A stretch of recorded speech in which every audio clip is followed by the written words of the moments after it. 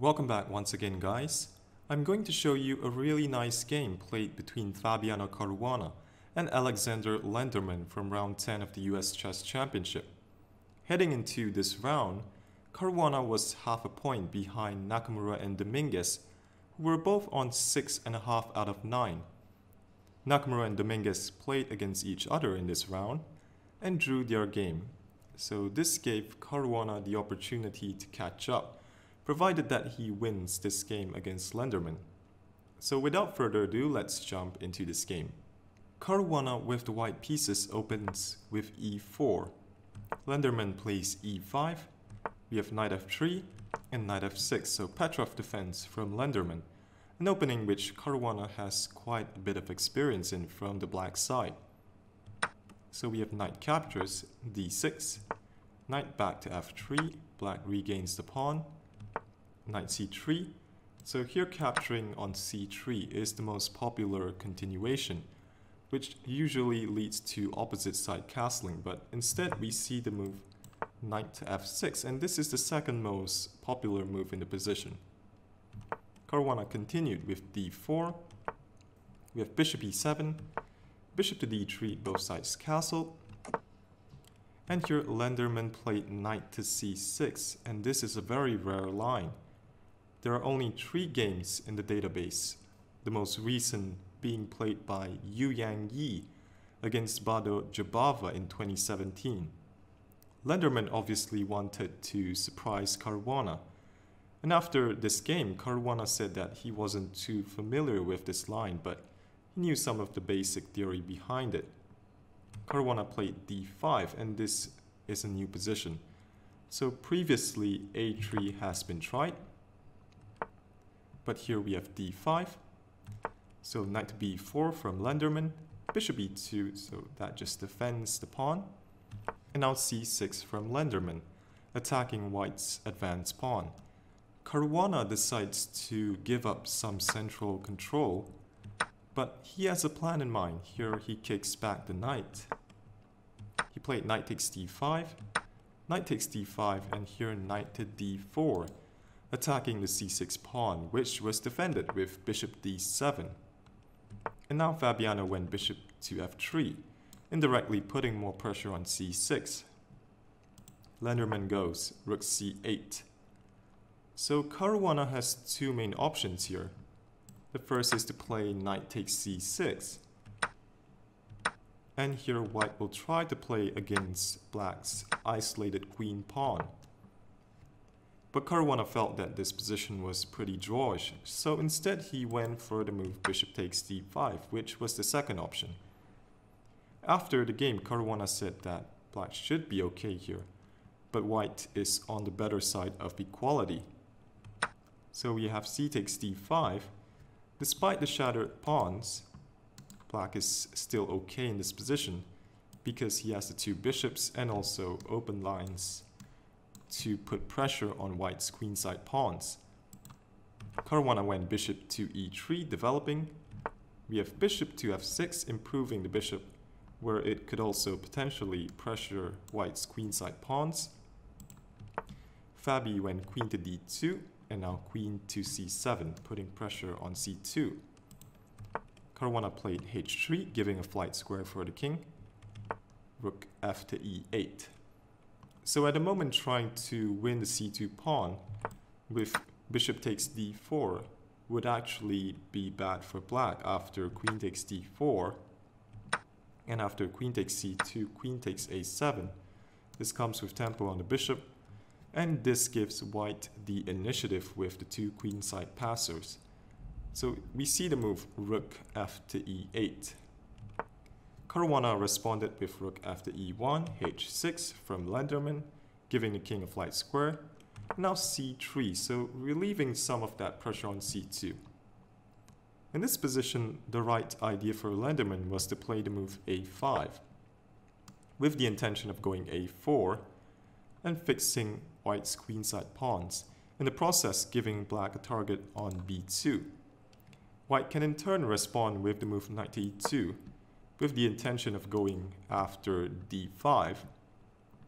So black would most likely play queen b7, which protects d5, also pressuring the b2 pawn, and the struggle continues for both sides. But instead we see the move queen to b7. So Lenderman has the right idea of pressuring b2, but it does take some of the pressure off the c3 pawn. Caruana then proceeds to show us just how deadly he can be in the middle game. He plays the move knight to f3, and this move was played with a great understanding of what the position required. Caruana intends to challenge Black's bishop on f6 with bishop to d4, and that would alleviate some of the pressure of c3. This will allow him to then push b4 and try to get that queenside majority going. Now if Black goes a5 in this position, after bishop d4, things are pretty unpleasant for Lenderman. He would have to either play bishop takes d4, which after knight takes d4 gives white a fantastic minor piece which cannot be challenged, or he can play bishop to e7, and this seems like a sad move to play since it blocks the rook. This also allows white's bishop to remain uncontested. White can proceed to playing the move b4, and a bishop on d4 is simply a monster. So it protects the c3 pawn, also potentially supporting a pawn to b6, also looking at the king side, so giving white options on both sides of the board. So in this position we see the move rook to e6. This at least maintains control of the open file. After bishop d4, Lenderman tucked the bishop back, bishop e7. So we have the move b4. So in this position, Lenderman could have played bishop to a4, trying to set up a blockade on the light squares, but he instead played the move a6. And Caruana now took the opportunity to play a4.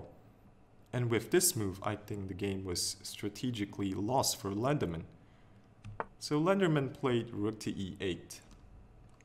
White even has time here for the very calm king to h2. Rook to e4 from Lenderman. Obviously white is not going to capture the rook, but Black is hoping, if it's even possible, that he will play the move bishop to f5 and trying to control the b1 square.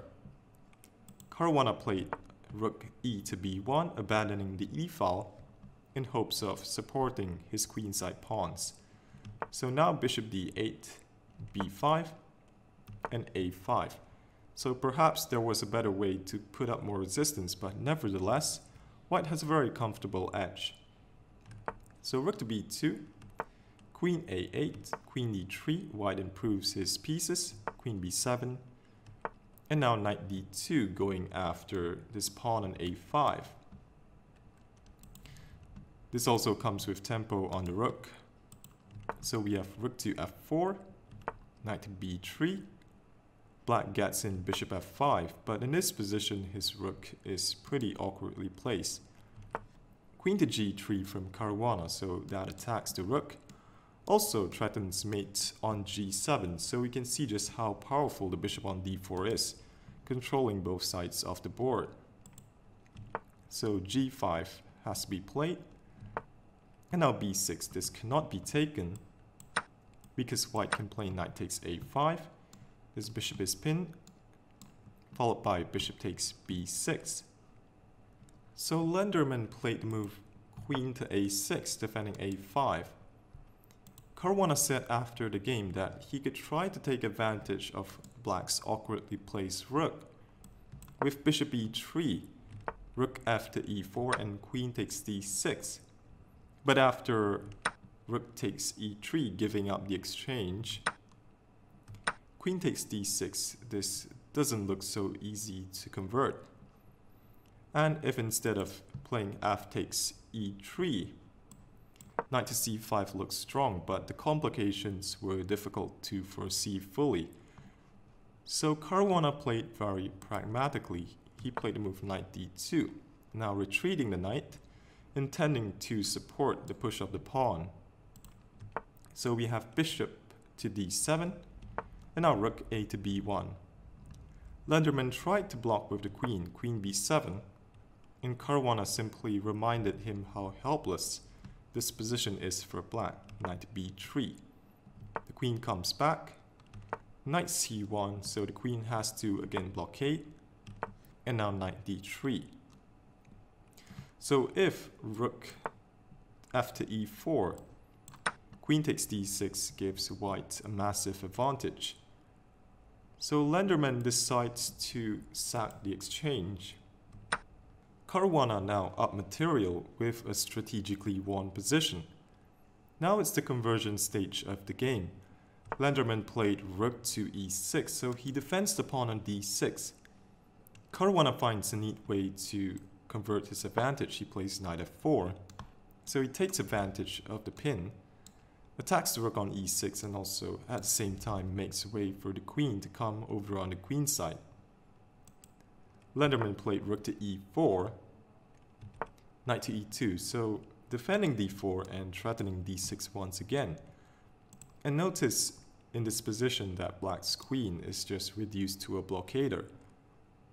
So if black tries to defend d6 with rook back to e6, after queen c3, black's position remains the same, while white has made some improvements. And similarly, if bishop e7, queen c3 with threats of queen takes a5, also queen c7, and this is very unpleasant. So in this position, black played the move, Lenderman played the move bishop takes a4. So there are many ways to win this for white. Taking on d6 is winning, but things become complicated after bishop e7. If queen c7, black can trade the queens and play bishop d6, so this eliminates the passed pawn. While this is still winning, white's toss becomes much more difficult. And if instead of queen c7, if queen g3, bishop d7, stepping out of knight c3, and this becomes complicated because of the a pawn and black's ability to play bishop b4. I'm sure this is still winning for Caruana, but it's better to limit the complications. So in this position, Caruana played knight to c3. So queen to c3 is also good, but Caruana played knight c3. So this forces rook takes d4, as black has to defend a bishop. And now Caruana took on d6. So now bishop e7 is met with queen to e5, attacking the rook on d4. And in this position, Lenderman collapses, so he has to maintain control of the bishop. But at the same time, he can't defend the pawn on d5. If rook c4, then knight takes d5, and white has a huge advantage. So Lenderman played rook to e4. He gives up another exchange, and here rook c1 from Caruana, threatening rook c7 or even queen c7. And in this position, Aleksandr Lenderman resigned. A really brilliant game from Fabiano Caruana. He outplayed Lenderman in that seemingly equal middle game. Nakamura and Dominguez drew their games, so Caruana joins them in a three-way tie for first place, with one round remaining. So things couldn't be any closer here in the US Championship. As usual, if you enjoyed the game, feel free to subscribe to the channel. Thanks for watching and have a great day.